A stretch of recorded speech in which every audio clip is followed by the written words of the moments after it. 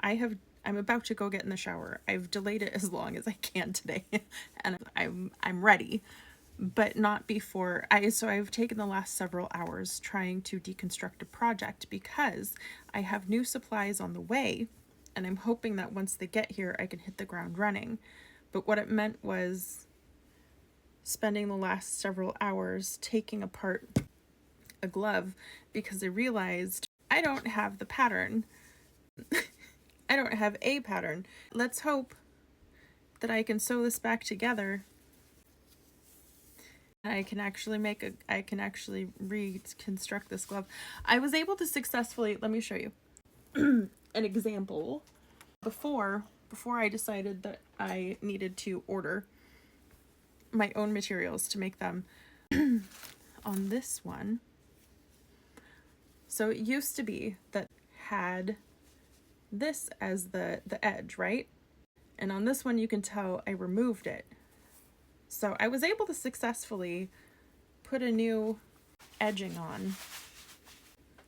And the next part of this project would be to put a glove top on here so that somebody can have a nice beaded design on these gloves. This is sea otter fur. Beautiful, lovely sea otter fur, which if you know, by the way, if you don't know, please go find the documentary called Angry Inuk. It helps build out the conversation as to why, even if you're against wearing fur and industrial made products that use animal down fur, etc., please understand there is a difference between industrialized products and indigenous made products. There is a very real difference.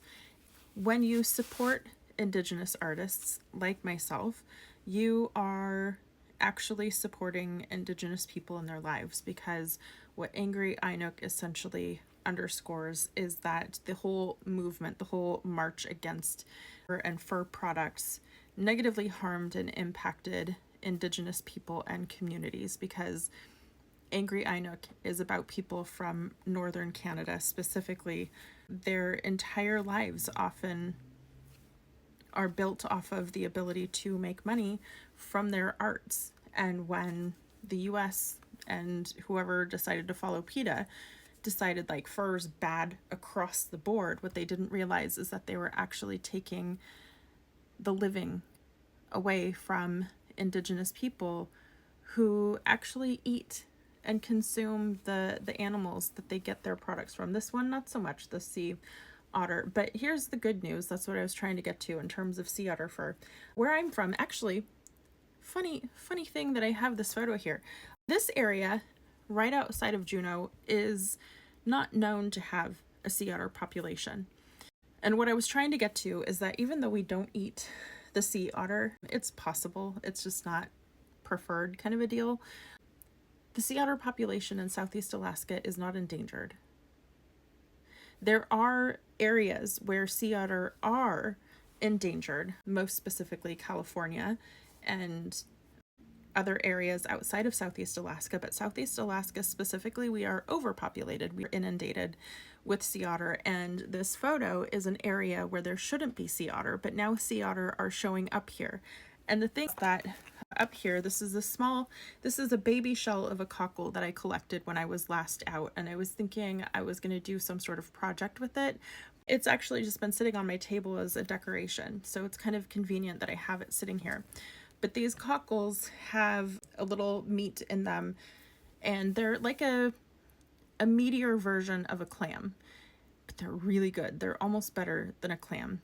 And these have fed my people for centuries. Because the sea otter are now starting to come into areas that haven't been populated, they're eating a lot of our cultural foods. So they don't have any natural predators in the area. And because what people don't know is that there's two different types of, and there's the transient and resident. Transient are more well known for eating other mammals, whereas resident orcas are more well known for eating specifically salmon. We primarily have resident, although this summer the photographs that I got were specifically of transients. We don't know why they traveled this far this year, but they were the only pod. And I think there was maybe a total of 9 of them.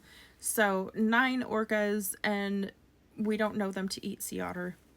So actually, you're supporting the ecosystem when you are supporting Indigenous artists that make items with sea otter fur. You are helping us regulate the area in terms of reducing the amount of shellfish, crab, and other species that are often wiped out when sea otter come in without any natural predators to keep their numbers limited. So here's the thing, just a side note on that. This sea otter fur, this is the fur of like a younger sea otter. It's because it's very soft, and I don't have a good representation here, but when a sea otter gets older, here's a somewhat decent representation. This would be more like what their fur starts to look like. It gets a lighter golden color, and it gets kind of wiry, and it's a little bit stiffer. This is very soft, very fluffy. It is the densest fur essentially on earth, and it's why we love to work with it, because it is so warm and so soft. That's why I put it on these gloves, is just because, I mean, who doesn't want to just sit, have that sensory? And that's the other thing. If you are like an occupational therapist, or you're a parent of a neurodivergent child and you need these sensory type items, one of the most, if you can afford it, literally, I will make a sea otter fur throw, like a small throw, because it is the perfect weight. It is the perfect sensory option. And, you know, if it's a chilly day or something, it is so warm. So I'm just saying, I'm your person. I'm your girl. If you need any kind of sea otter fur products type of a deal. But in a nutshell, that's why I have been sitting here taking this glove apart, so that I can have some more to make and offer in the not too distant future. So there you go. Now I'm going to go take a shower, because I've been dying to get I told myself I wasn't going to stop taking the gloves apart until I got the patterns cut out. So now that I have those done, off to take my shower. That's your PSA of the day. Support Indigenous artists. Understand that supporting Indigenous artists, buying fur from Indigenous artists, is a way to support the ecosystem and contribute to Indigenous people, communities, and sustain our culture in many different ways, not just through our foods, but through our ability to continue on with these arts. Thank you.